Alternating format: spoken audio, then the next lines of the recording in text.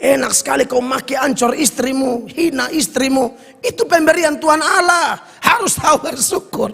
Ini bapak-bapak dong ini karena apa yang turunan darah tinggi dong. Aduh, Tuhan ampuni. Lihat sambilnya, lu ini memang sial. Kok bisa sial? Pak, bukan dia sial, Pak yang sial. Pak yang tidak kenal Tuhan, baik-baik itu. Pak omong sembarang saja. Jangan begitu dengan pasanganmu. Sebab rumah tangga harus dibangun di fondasi yang sama, yaitu Yesus. Siapa Yesus? Batu karang yang teguh. Beri tepuk tangan. Itu rumah tangga kuat.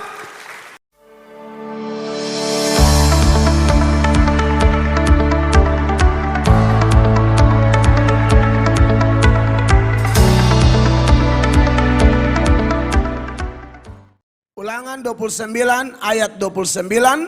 Bapak Ibu perhatikan ayatnya di layar.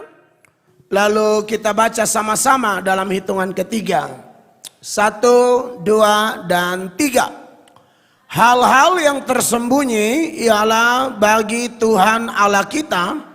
Tetapi hal-hal yang dinyatakan ialah bagi kita dan bagi anak-anak kita sampai selama-lamanya. Supaya kita melakukan segala perkataan hukum Taurat ini. Bapak Ibu,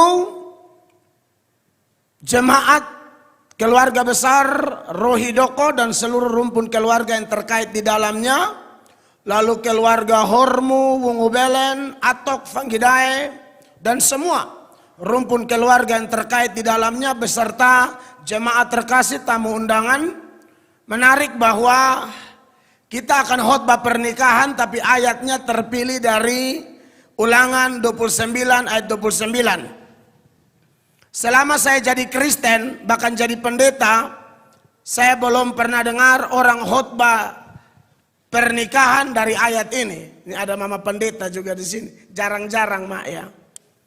Tapi hari ini kita akan dengar apa hubungannya nats ini dengan sebuah pernikahan kudus. Dari nats ini, Bapak Ibu, saudara-saudara terkasih, saya mengambil tema rumah tangga yang dikehendaki Allah. Sekali lagi, tema kita adalah rumah tangga yang dikehendaki Allah. Omong-omong tentang kehendak Allah, Bapak Ibu jemaat terkasih, sebenarnya kehendak Allah itu ada dua pengertiannya. Yang pertama, kehendak Allah dalam arti rencana kekal dari Allah. Jadi Allah itu sudah merancangkan segala sesuatu. Karena dia maha kuasa, dia maha tahu. Dia tahu segala sesuatu yang terjadi dari awal sampai selesai. Nah, dari awal sampai selesai ini, sebelum Allah merancangkannya, semuanya sudah ada di pikiran Allah. Lalu Allah manifestasikan itu melalui perbuatan tangannya atau ciptaan-ciptaannya.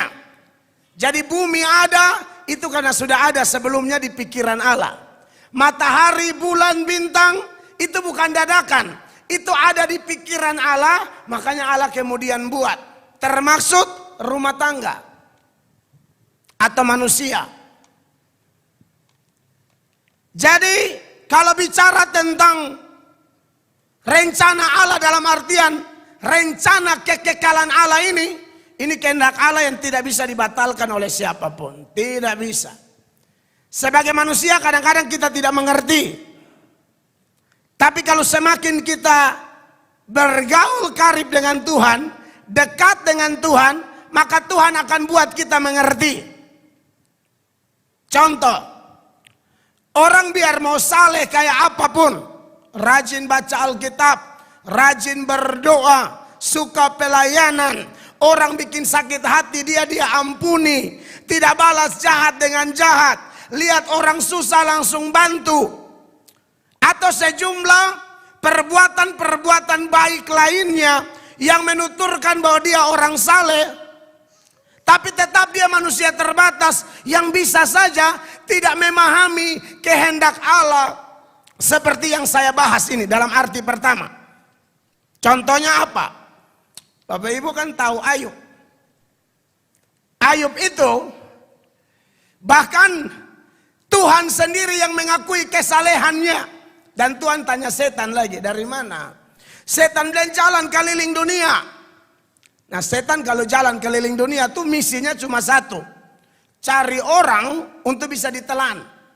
Itu misi setan tuh. Sapa lemah, sapa renggang dengan Allah, nah ini mangsa nih. Makanya di 1 Petrus 5 ayat 8 Petrus bilang begini. Membaca ayat tetap ready? Oke, mainkan. Sadarlah dan berjaga-jagalah, lawanmu si iblis berjalan keliling sama seperti singa yang mengaum-ngaum dan mencari orang yang dapat ditelannya. Iya. Jadi dia jalan keliling mau lihat siapa yang bisa ditelan. Jadi Tuhan tanya iblis waktu dalam zaman Ayub, dari mana? Ya ini misinya, keliling cari kira-kira rumah tangga mana yang bisa saya telan. Suami mana yang bisa saya telan, istri mana yang bisa saya telan, pemuda-pemudi mana yang bisa saya telan, bahkan pendeta mana yang bisa saya telan. Apa buktinya? Orang ditelan oleh setan. Tahu saya bilang jemaat, sekarang saya pendeta selingkuh banyak. Itu kena telan itu. Itu dapat telan. Bukan telan biasa. Bahasa Ibraninya kodo anteru. Pernah dengar itu? Bahasa kodo anteru. Itu hasil jalan-jalan dapat lihat. Pendetanya mulai kurang hati-hati nih. Karena sudah diberkati, sudah terkenal, kurang jaga hati. Mulai welcome dengan nona-nona muda atau janda-janda muda. Kalau oma-oma tua ke semua dek-dek hari, dia sentanya. Tapi kalau lihat janda kuteks warna-warni darah Yesus, segera tanya, apa bebanmu? Bapak siap tolong. Bapak setan. Banyak loh pendeta begini. Oma-oma dia tidak tanya beban. Tapi kalau janda yang masuk keluar narisa. Nah ini nih. Wangi supasti. Badak susan badak fafi lah. Apa lah? Fafi babi ya. Oriflame. Ya kan? Nah ini nih. Setan tuh keliling. Tapi di zaman Ayub. Keliling punya keliling. Tuhan tanya. Sudah lihat hambaku Ayub? Kesimpulannya. Ini yang tidak bisa ditelan.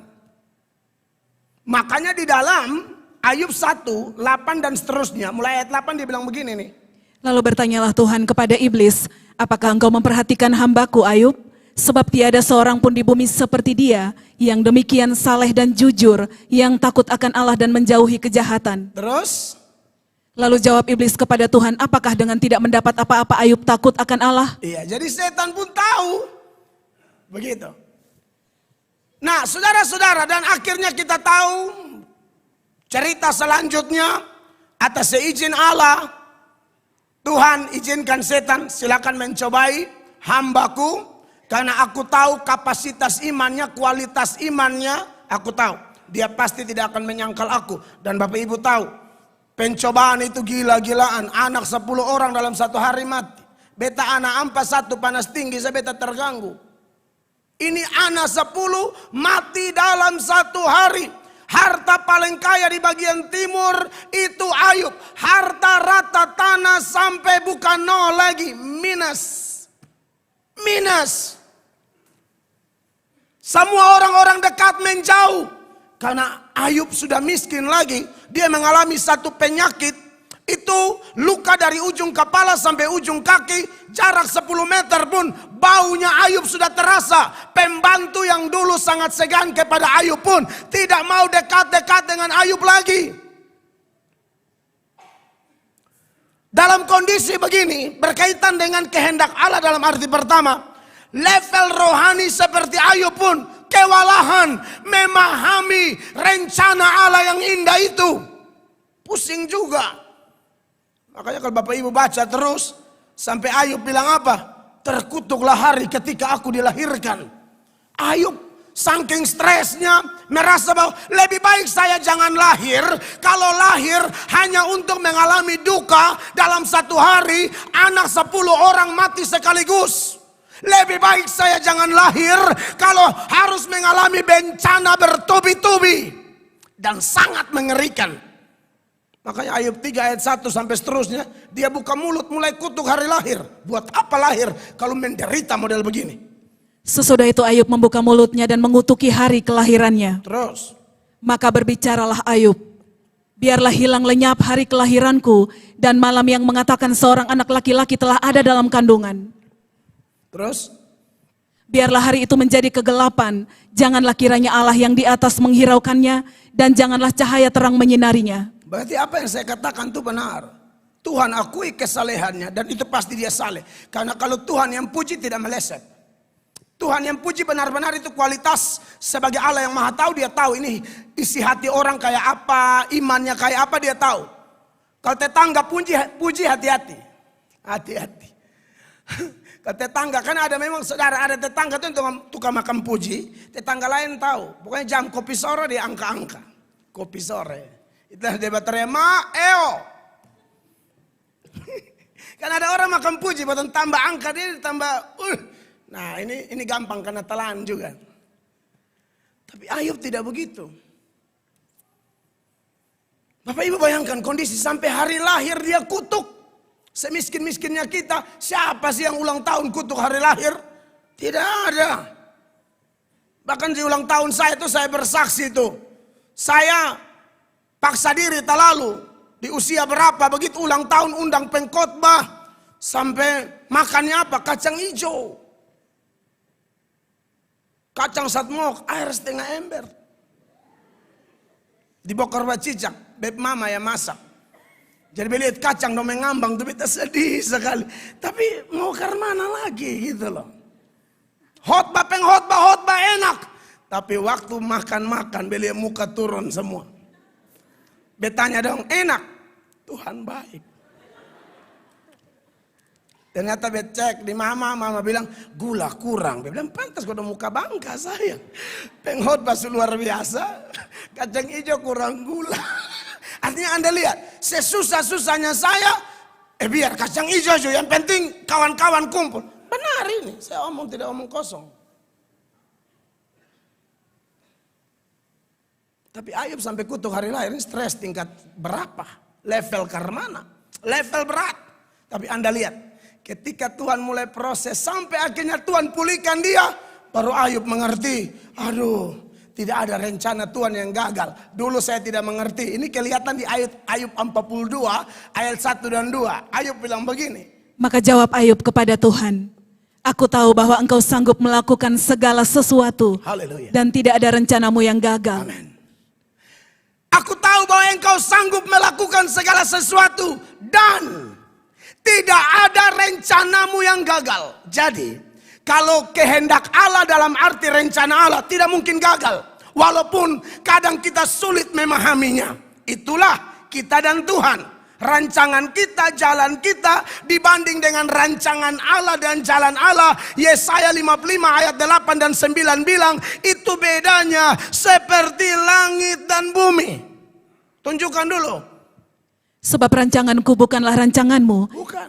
dan jalanmu bukanlah jalanku, demikianlah firman Tuhan. Yes. Seperti tingginya langit dari bumi, demikianlah tingginya jalanku dari jalanmu, dan rancanganku dari rancanganmu. Jadi dimaklumi kalau ada manusia walaupun level rohaninya tinggi, dia kadang-kadang tidak paham seperti Ayub. Tapi hari ini kita bersyukur Tuhan bukakan ini bagi kita, khusus Jack dan Santi, bahwa dia sebagai sutradara agung, skenarionya pasti yang terbaik. Di bagian lain firman Allah berkata, rancanganku bukan rancangan kecelakaan, tapi rancangan yang mendatangkan damai sejahtera, masa depan yang indah, gilang, gemilang. Itu janji Tuhan tuh.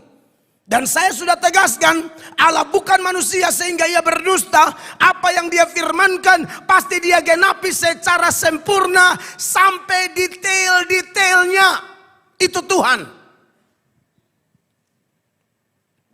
Ya, tidak ada rencana Tuhan yang gagal. Saya beri beberapa contoh. Biar khotbah pernikahan tapi harus ada pengajaran firman.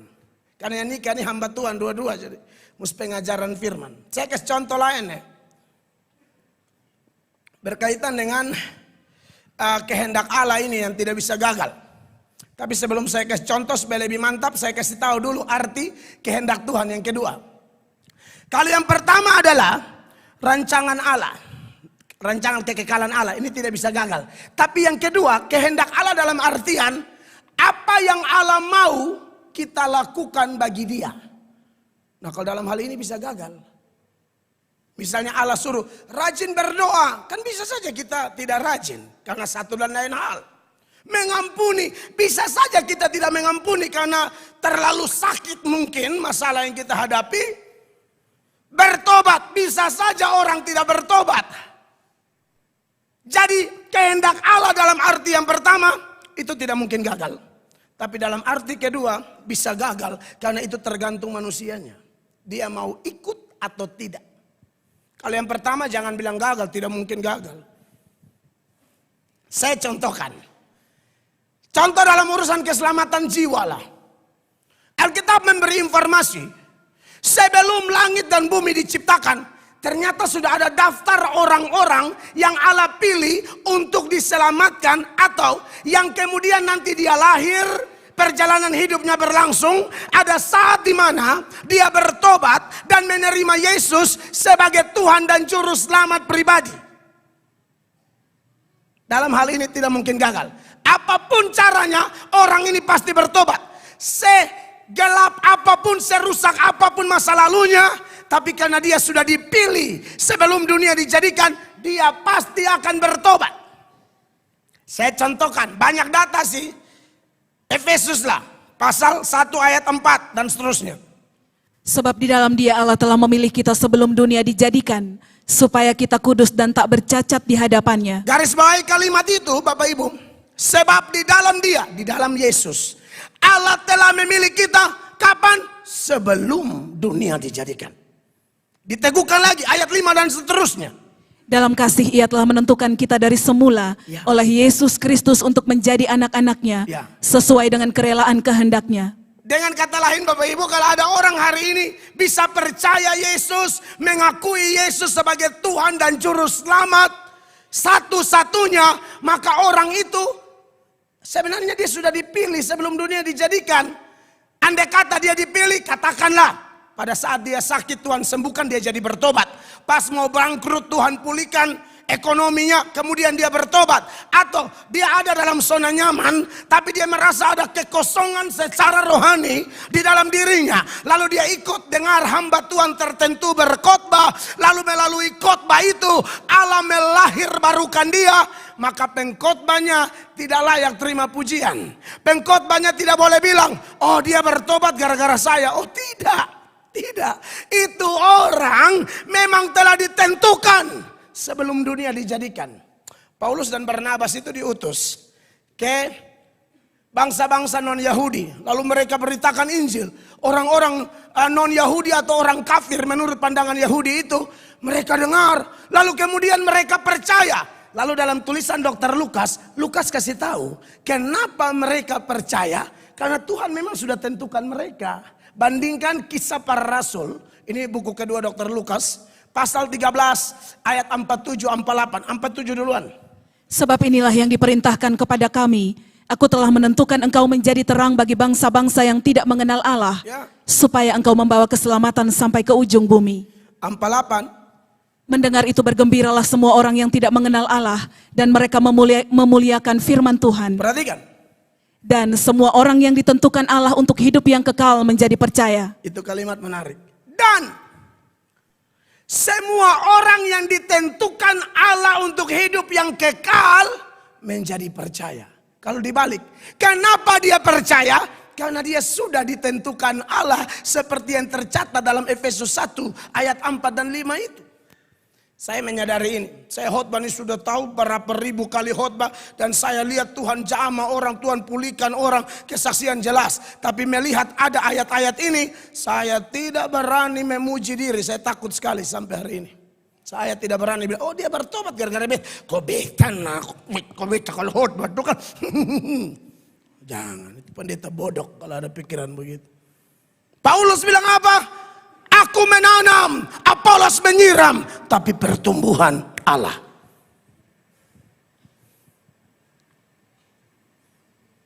Jadi kalau ada Bapak Ibu, beta lihat banyak nih, terbukti yang sudah bergabung dengan jemaat Amazing Grace. Itu mayoritas dengar khotbah saya. Tapi kenapa Anda begitu? Tuhan jamah Anda, bukan saya. Saya tidak percaya orang bisa bertobat karena pendetanya hafal ayat, khotbah, no teks. Saya tidak percaya. Pertobatan tidak tergantung itu. Jonathan Edward, seorang pengkhotbah luar biasa. Dia khotbah, dia baca teks. Dia konsep teksnya bagus. Dia pernah khotbah dengan tema khotbah, orang berdosa di tangan Allah yang murka. Dia dan John Wesley itu dipakai Tuhan dalam kebangunan-kebangunan rohani. Jonathan Edward lagi berkhotbah, dia tidak lihat jemaat. Dia baca itu konsep yang sudah dia doakan, dia persiapkan, dia baca. Di tengah-tengah khotbah, jemaat meraung, menangis sejadi-jadinya karena jemaat merasa seolah-olah neraka ada dalam gereja. Kenapa bisa begitu? Roh Kudus bekerja. Jadi jangan bilang, oh pengkhotbah tuh mesti keluar dari mimbar berkeren. Tidak ada itu. Tidak ada, saya tidak percaya itu. Kalau beta memang tipenya pengkhotbah atraktif, jadi khotbah jalan sana, jalan sini, kadang-kadang jalan sampai mau kembali, sepi terus. Saya tidak percaya itu. Kenapa saya hormat semua pendeta? Kenapa saya hormat semua sinode? Karena saya tahu, bahkan kami doakan, tanya jemaat, saya didik jemaat Tuhan di sini, jangan anggap gerejamu paling benar, doakan semua pendeta.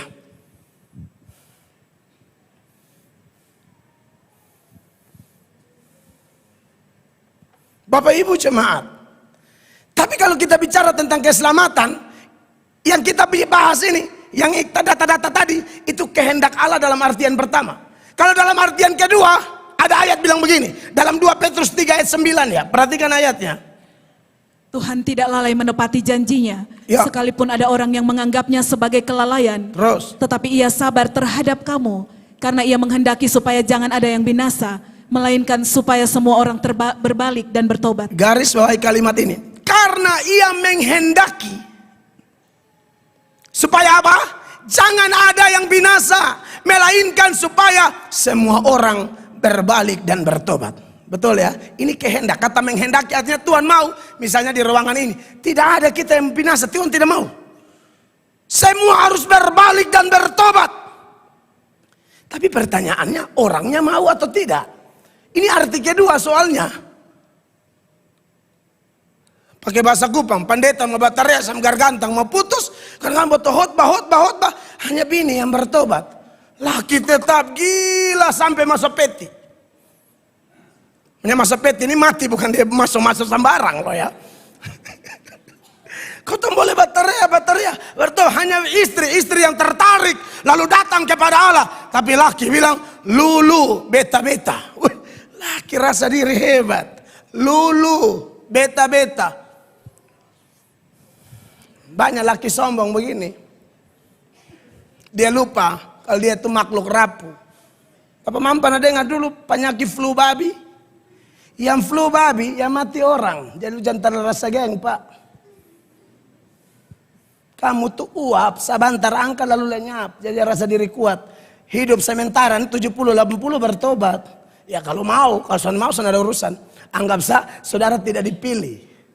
Ada tidak ayat orang tidak dipilih? Ada. Wahyu 13 ayat 8. Dan semua orang yang diam di atas bumi akan menyembahnya, yaitu setiap orang yang namanya tidak tertulis sejak dunia dijadikan di dalam kitab kehidupan dari anak domba yang telah disembelih. Garis bawah itu kalimat. Ya, orang yang namanya tidak tertulis sejak dunia dijadikan. Jadi ada yang Tuhan pilih sebelum dunia dijadikan, tapi ada yang memang Tuhan tidak pilih. Siapa? Beta tahu. Pendeta tidak dikasih karunia itu. Kalau pendeta saya tidak, apalagi Anda cuma jemaat. Jambat khotbah begini lihat laki baru Wahyu 13. Jangan gitu dong. Siapa yang suruh Anda menghakimi begitu buru-buru? Prinsipnya begini, selama dia masih hela napas, berarti masih ada kesempatan. Amin. Selama dia pun jantung masih berdetak, berarti masih ada waktu. Selama dia masih injak kaki di ini planet, berarti masih ada waktu. Jangan ibu-ibu langsung putus asa dan WA pendeta Papa Mel, apakah Wahyu 13 ayat 8 tuh beb laki juga kok. Tidak juga. Ada laki-laki yang memang sudah deka infus, Selang info suka liling, dia serahkan diri. Mama, bapak, banyak itu. Banyak. Kalau masih kuat begini tidak, mabok terus, main catur, langkah kuda saya pikir setengah jam.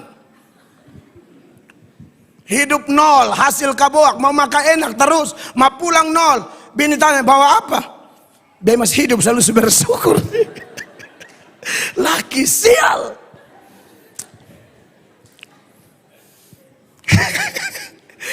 Lu nih bisa tanya bawa apa? Lu lihat nih betan.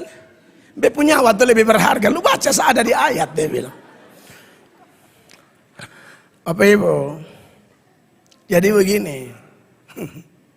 Nah, Tuhan menghendaki di 2 Petrus 3 ayat 9 tadi, masalahnya tidak semua orang mau bertobat. Makanya kalau Bapak Ibu baca di Wahyu 14 ayat 9 sampai ayat 11, itu daftar orang-orang yang masuk neraka.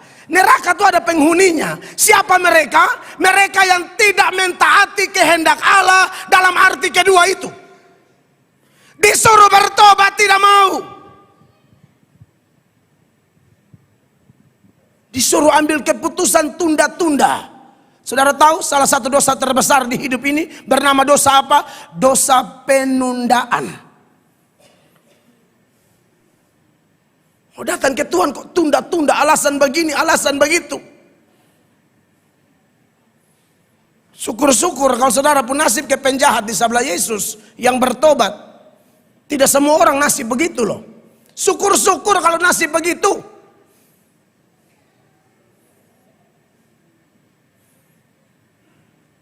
Almarhum papa saya suruh bertobat tidak mau. Cuci maki saya lagi. Tahu orang Kupang toh? Lu kecil anak mulu bawa susu beteng kas cek ya selalu baru bertobat. Bapak dari orang bilang apa? Orang lagi bilang tak sesah. Sesah tuh napas pendek tega.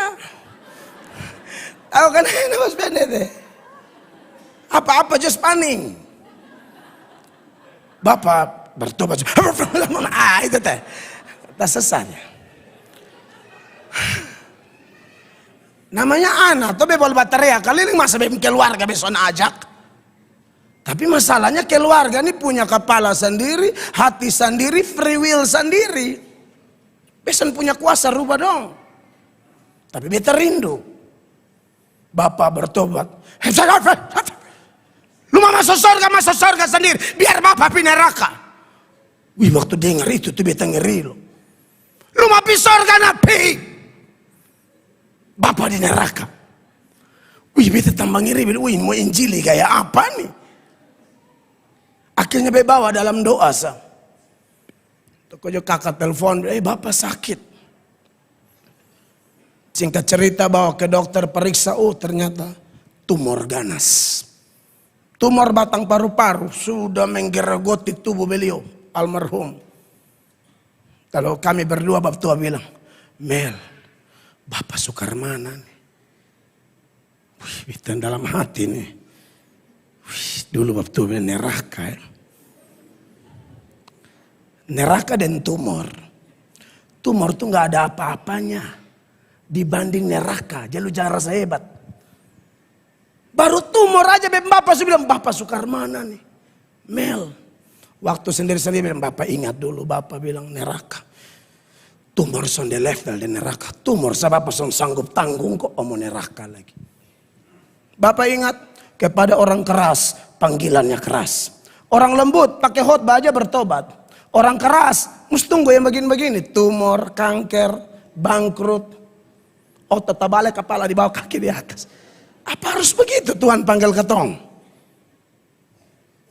Saudara menatap saya bilang, ini khotbah nikah kok KKR. Diam. Diam. Diam. Diam.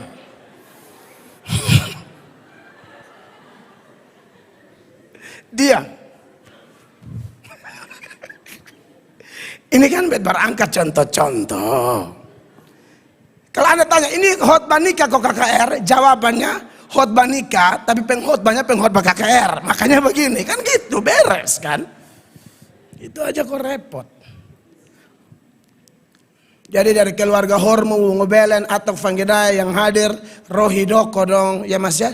Yang belum bertobat, bertobat. Amin. Nah kalau begitu hubungannya dengan pernikahan ke mana? Rencana kekekalan Allah atau arti kehendak Allah yang pertama, kalau bicara jodoh, orang pasti menikahi jodohnya.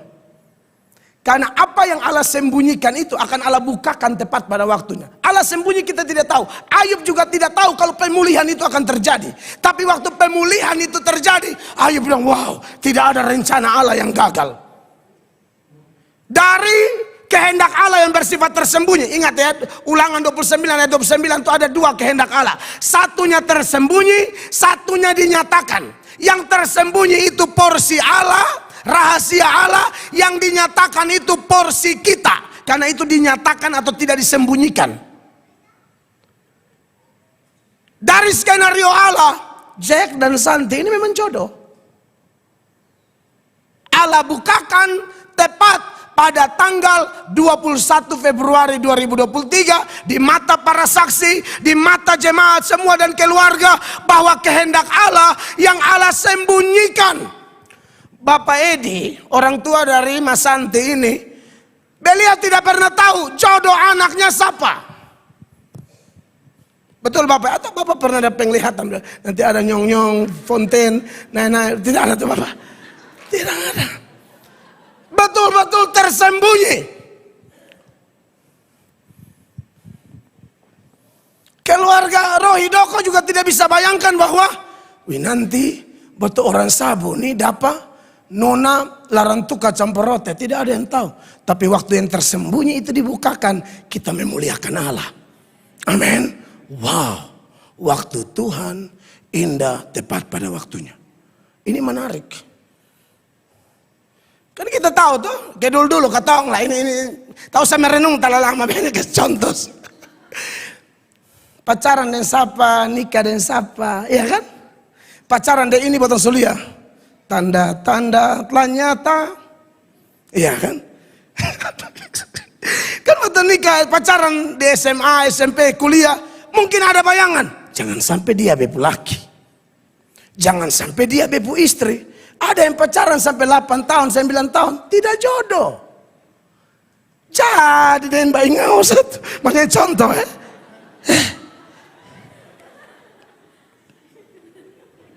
Keluar dari gereja, batabrak. Alkitab jatuh.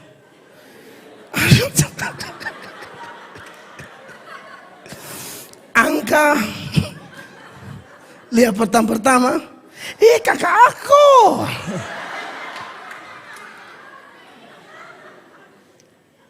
Kakak aku ini kenalan dari kecil. Kakak aku pun fisik pas-pas. Tapi waktu batabrak itu.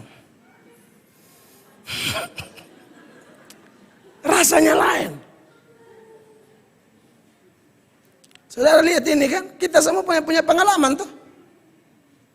Beta sampai pacaran berapa banyak kali. Mah ada hitung. Nana sini. Tidak jadi. Ini teladan buruk lah ya. Absef, lu jangan tangan-tangan, lu ikut bapak banting lu. Dia suka tanya-tanya. Jadi bapak sudah dari itu salah semua. Kau jangan tanya. Taruh kau. Nanya lagi. Kamu bertanya-tanya.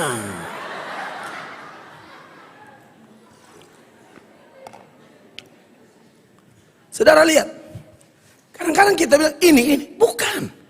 Allah ada siap orang lain. Yang terbaik. Menurut pandangan Allah. Makanya pendeta Ridwan Huta Barat. Saudara pernah nonton dia di YouTube? Saya ini YouTuber yang suka nonton YouTuber lain. Asal dia beritakan Injil yang sejati. Pak Ridwan bilang, hargai pasanganmu. Itu pemberian dari Tuhan.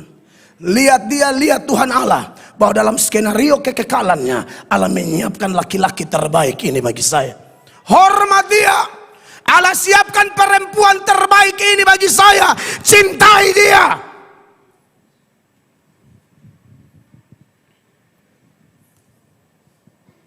Jangan lihat bahwa bilang, Tuhan kenapa ini sial satu. Jangan. Anda bertobat. Amin. Kalau itu pernah keluar dari kata-kata Bapak Ibu yang sudah menikah. sedang menjalani rumah tanggamu, bertobatlah, minta ampun. Tuhan, ini kata-kata sia-sia, tidak boleh terulang lagi. Enak sekali kau maki ancor istrimu, hina istrimu. Itu pemberian Tuhan Allah. Harus tahu bersyukur. Ini bapak-bapak dong ini, karena apa yang turunan darah tinggi dong. Aduh, Tuhan ampuni. Lihat sambilnya, lu ini memang sial. Kok bisa sial? Pak, bukan dia sial, Pak yang sial. Pak yang tidak kenal Tuhan, bye-bye itu. Pak omong sembarang saja.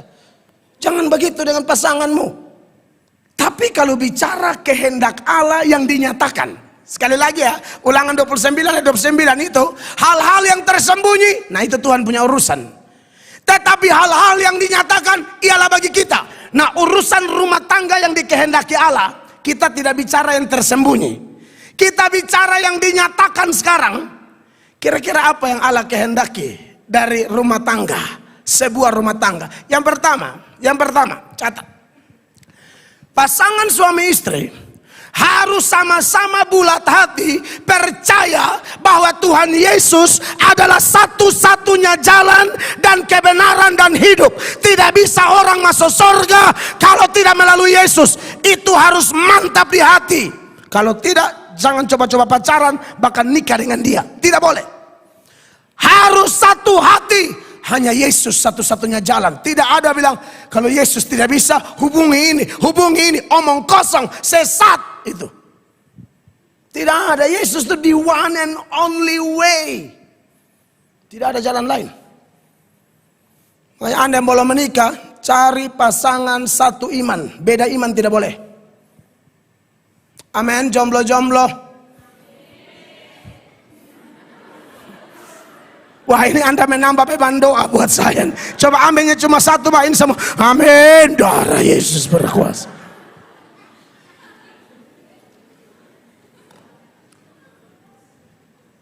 Fisik lahiriah nomor 6. Nomor 1 imannya. 2 Korintus 6 ayat 14-15 tuh baca baik-baik.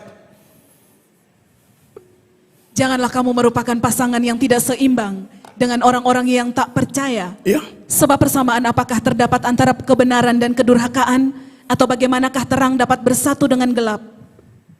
Persamaan apakah yang terdapat antara Kristus dan Belial? Apakah bagian bersama orang-orang percaya dengan orang-orang tak percaya? Orang tidak percaya tidak bisa. Dia mesti percaya. Mati kemana? Ke surga. Lewat siapa? Ada tanta satu. Oh, jangan begitu. Harus lewat Yesus.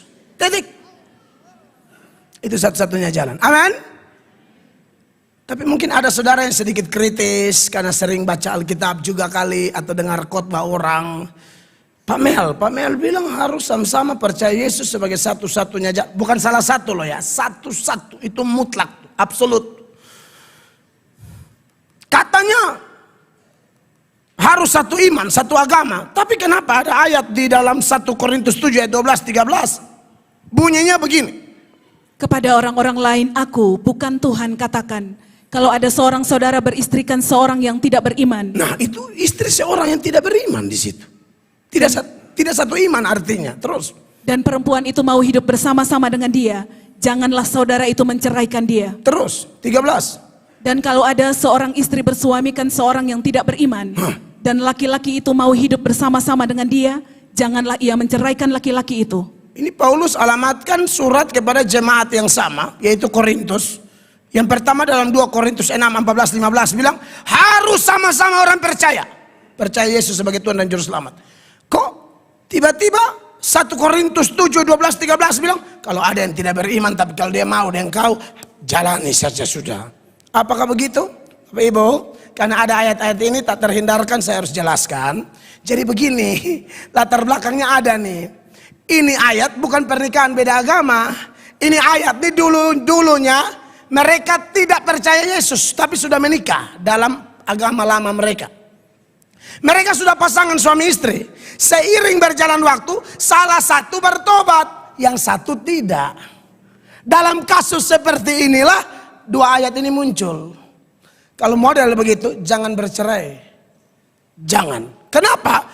Karena nanti kalau lompat ke ayat 39 dari 1 Korintus 7, kalau ada yang mati, Paulus bilang begini, kalau sampai dia masih hidup, kau masih terikat dengan dia. Tapi kalau dia mati, bebas. Dan kalau kau mau nikah ulang, syaratnya harus orang percaya. Perhatikan. Istri terikat selama suaminya hidup. Betul. Kalau suaminya telah meninggal, ia bebas untuk kawin dengan siapa saja yang dikehendakinya. Asal orang itu adalah seorang yang percaya. Ya, dari ayat ini ketahuan, Paulus tidak mungkin lidah bercabang. Di ayat 12, 13 dia bilang, hantam sabeda iman ju hantam. Di ayat 39 dia bilang, kalau satu mati ingat cari tapi yang percaya. Itu latar belakang yang saya bilang tadi. Syaratnya sama, tidak ada di dalam Alkitab, perjanjian lama, perjanjian baru, memperbolehkan nikah beda agama. Tidak boleh. Tapi lagu Ambon, hey, hidup kita tidak tergantung lagu Ambon. Hidup kita tergantung firman Allah. Lagu Ambon lagi. Kau hidup tergantung firman, mana ada ayat lagu Ambonlah pelita bagi kaki kita dan terang bagi jalan. Mana ada? Sambarang aja. Jadi bab mama yang ada anak yang sudah mulai cari-cari pacar, kalau dia bawa laki-laki tanya, gereja di mana? Agama apa? Itu mesti cek. Jangan karena lihat muka bagus, hidung tajam, wih ini potong papayasan pakai pisau, potong taruh di hidung. Ini keturunan don jadi bagus-bagus. Tahu-tahu dohela. You know dohela? Orang lagi tahu dohela. Moro, dohela, tapi moro, the same meaning, right? Saudara-saudara diberkati oleh Tuhan Yesus, tidak bisa setampan apapun dia, secantik apapun dia, jangan mau. Sebab rumah tangga harus dibangun di fondasi yang sama, yaitu Yesus. Siapa Yesus? Batu karang yang teguh. Beri tepuk tangan. Itu rumah tangga kuat. Rumah tangga tidak jelas, harus bangun di atas rumah tangga batu karang. Yesus batu karang yang teguh. Ini mau badai dari timur, barat, utara, selatan pun kita dapat berkata, Allah di pihakku, aku lebih dari pemenang. Orang kalau satu iman, ini mau masalah kayak apa? Pas laki bini akan bahkan tentang kakak, papa, sayang, kita berlutut dulu. Kalau orang tidak iman, tidak kuat dalam Yesus, balam hubungi Tuhan, su telepon, toh hubungi toh, hubungi teo, hubungi Pak Gu, Pak Wali, Pak ini, Pak itu. Handphone sana hidup. Tapi sorga, dia online terus 24 jam, kapan saja, di mana saja, dalam keadaan apa saja. Dia berkata, marilah kepadaku semua yang letih, lesu dan berbeban berat, aku akan beri kelegaan kepadamu. Jangan pernah bangun rumah tangga di atas dia uang banyak, dia kerja bagus, dia karir bagus. Bangun tanya dia, percaya Yesus tidak? Kalau tidak percaya, cut, skip.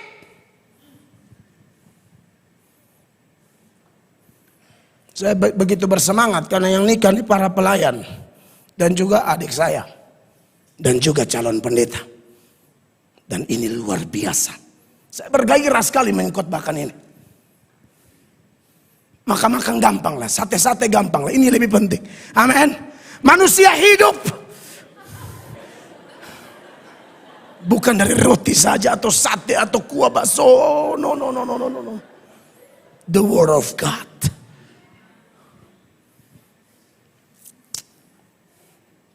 Saya khotbahkan tidak lama, hanya memang menyakitkan. Itu yang pertama ya. Terima kasih Kak Santi dan Kak Jack, sama-sama percaya Yesus. Karena kalian dua dipersiapkan untuk menarik orang percaya Yesus jadi fondasi mas kuat. Yang kedua, kalau omong-omong tentang apa sih kehendak Allah yang dinyatakan untuk sebuah rumah tangga yang dikehendaki dia, bukan cuma sama-sama percaya Yesus, harus saling mencintai. Itu mutlak. Harus saling mengasihi. Porsi suami, misalnya Efesus 5 ayat 25. Anda lihat ini ayat. Hai suami, kasihilah istrimu, sebagaimana Kristus telah mengasihi jemaat dan telah menyerahkan dirinya baginya. Itu syarat itu. Hai suami, garis bawahi, kasihilah istrimu. Harus dengan agape yang dari Allah itu engkau manifestasikan kepada istri terkasihmu. Semua bapak ibu yang sudah menikah, istrimu butuh ini pak. Kasihi dia, perhatian dia, lindungi dia, berkorban untuk dia. Amin. Tanya dia, makan kau belum? Kadang-kadang dia tidak tanya istri, dia tanya kawan kantor. Suam. Suam. Terlalu banyak hafal pengakuan iman rasuli, gereja yang kudus dan am. Akhirnya tanya orang suam. Tanya istrimu, kenapa lu tanya orang bini? Sok perhatian dia orang bini, son pernah dia tanya. Ada ibu-ibu yang menatap saya, ini waktu Tuhan. Waktu Tuhan. Oh iya, ini saya ngomong benar. Tanya dia, makan kok belum? Istri su acting muka pucat sandar di pintu juga. Dia selalu tanya. Dia lihat, lu jangan bikin sial, muka sial. Susah le apa le kooperasi kejar. Lu sandar, geser. Bertobat Pak. Bertobat Pak. Kasihilah istrimu. Amin. Dan kasih seperti Yesus mengasihi jemaat. Itu penuh pengorbanan, bahkan berdarah-darah demi kita. Maka jangan heran kalau ada suami yang sampai keringat darah, banting tulang pares, keringat putar otak demi istri anaknya. Suami terbaik. Dan Jack harus begitu. Amin Jack. Putar lu otak. Otak tuh geser sedikit gila, tapi putar saja. Pengertian putar otak bukan kegila-gila begitu, bukan. Berpikir keras. Bagaimana supaya istri saya ini tetap semangat hidup. Cintai dia. Santi lu dengar ini. Tunjukkan ayatnya ini. Kadang-kadang ibu doanya bilang itu kebenaran. Oh, liang anak pung. Titus 2 ayat 3. Demikian juga perempuan-perempuan yang tua, hendaklah mereka hidup sebagai orang-orang yang beribadah. Amin. Jangan memfitnah, jangan menjadi hamba anggur, tetapi cakap mengajarkan hal-hal yang baik. Sutua oleh hamba anggur, model apa kira-kira? Tapi di gereja tidak ada ya. Jangan suka pakai tongkat, mapi mana minum anggur. Sial. Ya, 4. Dan dengan demikian mendidik perempuan-perempuan muda mengasihi suami dan anak-anaknya. Garis bawah itu kalimat.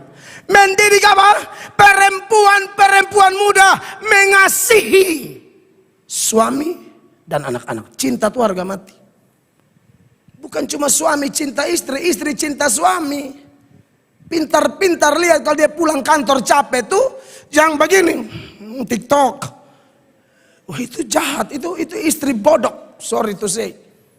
So tahu laki capek pulang tuh dandan bagus-bagus. Jangan rambut bongkar kiri. Bapak tuh pulang nih kau bapak. Mama biasanya bapak baru mau pilih. Bapak baru mau keluar. Masa bisa lebih laki su capek dan mengamuk dari kepala. Kawan kantor untuk iri hati ada basindir di kantor. Nah tolong kalau bawa damai ya. Dan sat-sat saik besar begini. Bapak baru datang, son bapak baru mau finish. Bukan baru datang, dia baru mau jalan. Sorry, kita mesti ngomong ini. Apalagi kalau sudah ada anak sampai 2, 3. Aduh itu kalau istri tidak mengasihi suami, ini celaka bagi rumah tangganya. Celaka besar. Tak usah lah dapat istri terlalu pintar-pintar, terlalu gagah, terlalu bagaya-bagaya, son tak urus anak.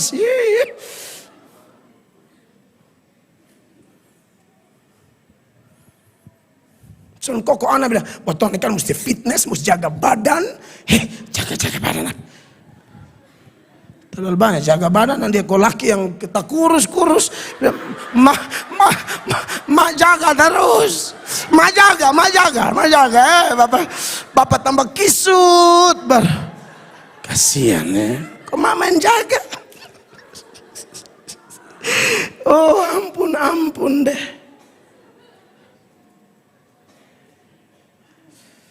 Itu lihat tuh. Bukan cuma suami, istri juga kasihi dong. Orang kalau cinta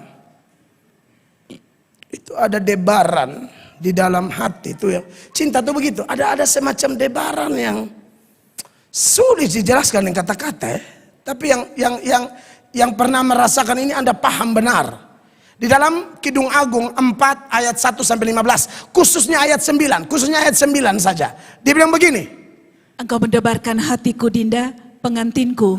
Engkau mendebarkan hati dengan satu kejapan mata, dengan seuntai kalung dari perhiasan lehermu. Anda lihat itu kata ya, engkau mendebarkan hatiku Dinda. Orang cinta tuh begitu.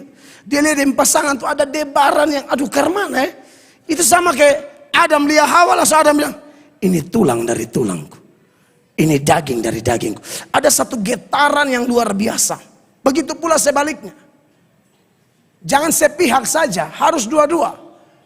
Jangan ada laki-laki lewat, nona bilang, besok mulai gematar. Sampai menggigil.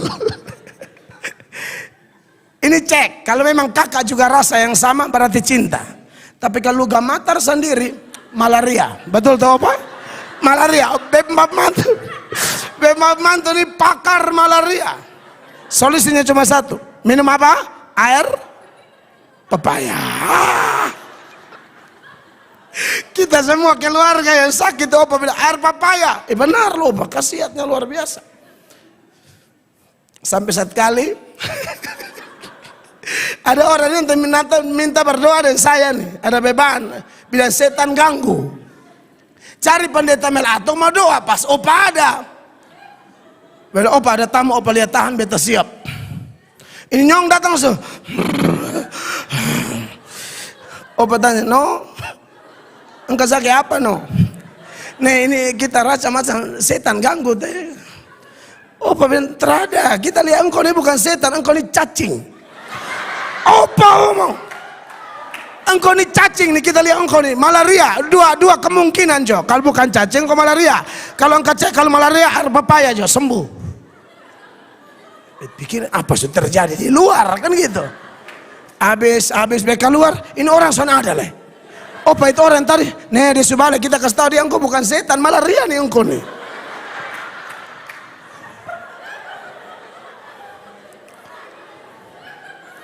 Jadi begini. Kisah nyata kami bawa mantu di sini. Biasanya suka ambil contoh karang-karang, ini fakta. Tapi bikin contoh orang lain pun keluarga ya itu apa? Tapi kau tempung.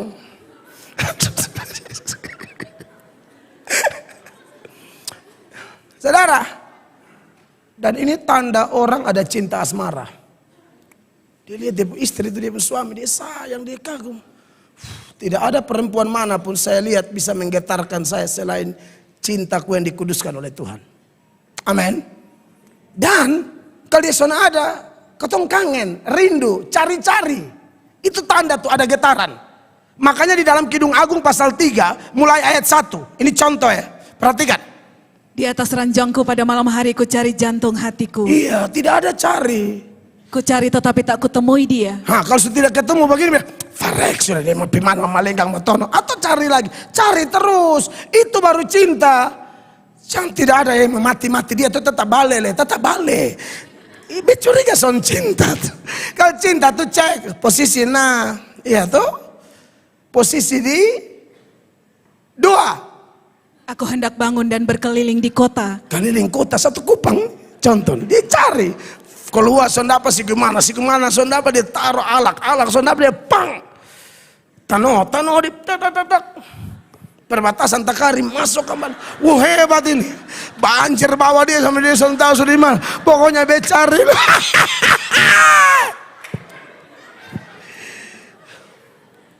Jangan diam dong. Kalau memang cinta, rindu, kangen, cari dong. Saudara, kalau orang tidak begini, saya sarankan jangan pacaran dengan dia, apalagi nikah dengan dia. Ini orang tidak cinta kau. Benar, saya ngomong benar. Ini Alkitabiah, saya ngomong dasar ayat ini. Konteks rumah tangga tuh luas. Ayo cari di mana nih? Di jalan-jalan dan di lapangan-lapangan ku cari dia. Taman nostalgia tuh di Kaliling. Lapangan Polda, Stadion Merdeka, Stadion Opoi. Lihat lapangan-lapangan ku cari. Ku cari dia. Ya, jantung hatiku. Ku cari, tapi tidak kutemui. Lalu berhenti. Tidak, terus. 3. Aku ditemui peronda-peronda kota. Apakah kamu melihat jantung hatiku? Keren, sampai dia tanya di satpam dong. Hansip, bos lihat aku. Ini baru Pak yang benar. Ampat. Baru saja aku meninggalkan mereka. Kutemui jantung hatiku. Kupegang dan tak kulepaskan dia. Sampai kubawa dia ke rumah ibuku. Ke kamar orang yang melahirkan aku. Itu baru kangen, rindu. Ini orang benar. Cinta itu tanda itu. Kalau itu tidak ada, tak usah nikah. Tak usah. Ini dua nikah karena memang rindu, bacari tahu. Itu mesti begitu rumah tangga. Cek semua. Perhatian lebih ke dia, jangan ke orang lain. Kalau ke orang lain tuh Anda setan mulai masuk. Setan keliling dan ketemu Anda bisa ditelan, makanya dia telan. Apalah ini? Seberapa ya? 2. Yang ketiga, rumah tangga harus kudus. Banyak rumah tangga tidak kudus. Harus kudus. Seorang laki-laki akan meninggalkan ayah dan ibunya. Pengertian kudus itu kan dipisahkan dari. Makanya sebisa mungkin kalau orang menikah, rumah sendiri. Mau kos pun kos, jangan tinggal dengan keluarga. Setuju? Good. Anda pasti diberkati. Perhatikan tuh. Kejadian 2:24. Sebab itu seorang laki-laki akan meninggalkan ayahnya dan ibunya dan bersatu dengan istrinya sehingga keduanya menjadi satu daging. Tinggalkan ayah dan ibu bukan berarti lupa orang tua, bukan. Mereka tetap kita sayang, tapi kita menikah itu bukan bangun dua keluarga. Menikah itu bangun keluarga baru. Yang paling penting keluarga saya, bukan keluarga yang lain. Itu nomor 2, nomor 3. Yang paling penting ini dulu. Ini sudah mantap, baru bisa jadi berkat buat yang lain. Kalau ini tidak mantap, sok jadi berkat, penipu. Di dalam tidak jadi saksi, kok kau heboh di luar. Istrimu, suamimu, anak-anakmu. Itu nomor 1. Kunyadu, ipar, apa semua belakangan. Amin, Santi, Jack.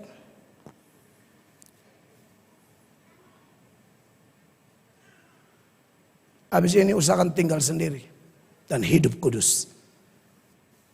Kudus yang lain pengertiannya, jangan sama kayak rumah-rumah tangga dunia. Berantem sedikit, omong cerai, cerai. Itu haram. Tidak boleh keluar dari mulut. Tidak ada rumah tangga sempurna. 5 tahun pertama pernikahan semua rumah tangga itu gesekannya tajam sekali. Karena itu sebuah pemurnian yang luar biasa. Para pakar psikologi mengatakan itu. 5 tahun pertama itu tak terhindarkan. Itu bakal laibat, tersinggung segala macam. Itu pasti. Tapi hindari kata cerai. Tidak boleh. Lalu saya pesan di Mas Minta kemarin, tak usah bangun komunikasi dengan orang-orang di masa lalu. Itu pintu gerbang selingkuh. Tak usah layani orang yang dia ketemu, dia tanya, kak bahagia. Ih, lu mau mati. Kak bahagia. Padahal kali orang bikin mulu.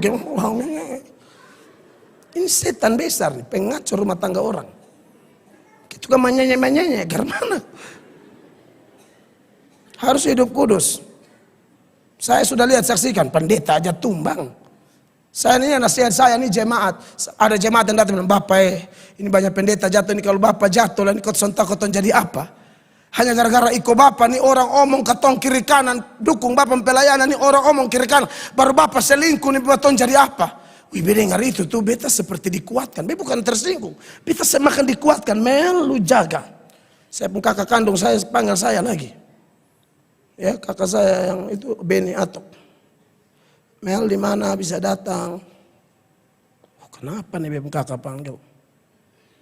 Bisa kakak singgah? Dia mulai nasihat saya. Ini benar. Mau jemaat, mau saudara, mau kakak, mau adik, omong itu semua. Makanya beta mau diundang di dalam, di luar negeri. Beta kasih tahu panitia. Beta istri juga mesti ikut. Panitia juga bilang, pasti Pak, itu yang kami rindukan. Jadi, jaga rumah tangga Bapak. Tolong 1 Tesalonika 4. Mulai ayat 3 dan 4. 3 bilang begini. Karena inilah kehendak Allah, pengudusanmu yaitu supaya kamu menjauhi percabulan. 4. Supaya kamu masing-masing mengambil seorang perempuan menjadi istrimu sendiri dan hidup di dalam pengudusan dan penghormatan. Hidup dalam pengudusan dan penghormatan. 7. Allah memanggil kita bukan untuk melakukan apa yang cemar, melainkan apa yang kudus. 8. Barani tolak ini bukan tolak pendeta. Tolak Tuhan Allah. Sama-sama baca. 1, 2, 3. Karena itu siapa yang menolak ini bukanlah menolak manusia, melainkan menolak Allah yang telah memberikan juga rohnya yang kudus kepada kamu. Jadi jaga rumah tangga kudus. Tidak boleh ada pil, tidak boleh ada will, tidak boleh ada pria idaman lain, tidak boleh ada wanita idaman lain. Buat yang terbaik, servis suami sebaik mungkin, seindah mungkin, semanis mungkin. Servis istri sebaik mungkin, semanis mungkin, seterbaik mungkin. Sehingga dia tidak ada pikiran lari-lari kemana-mana. Istriku yang terbaik, suamiku yang terbaik. Sekarang zaman jahat, rumah-rumah tangga dihancurkan di mana-mana.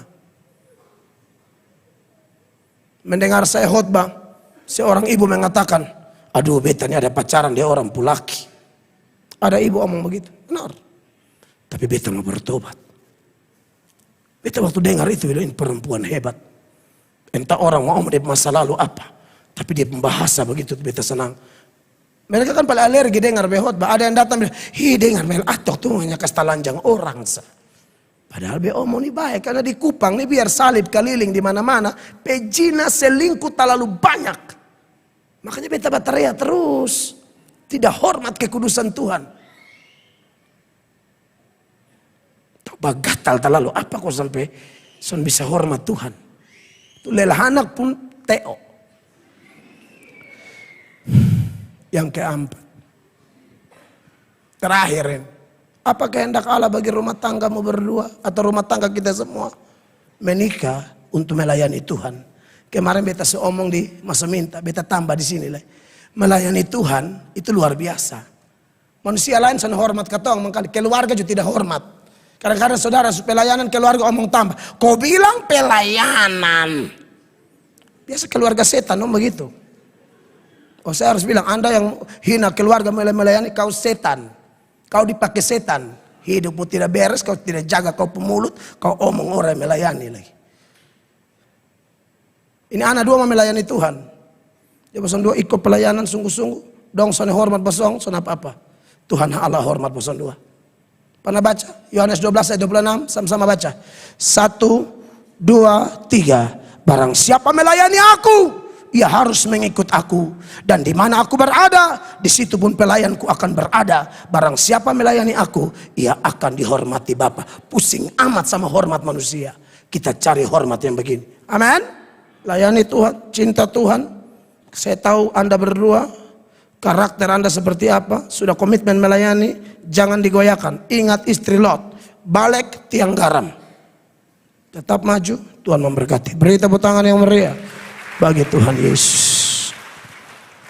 Baik Bapak Ibu, itu khotbah. Tuhan memberkati.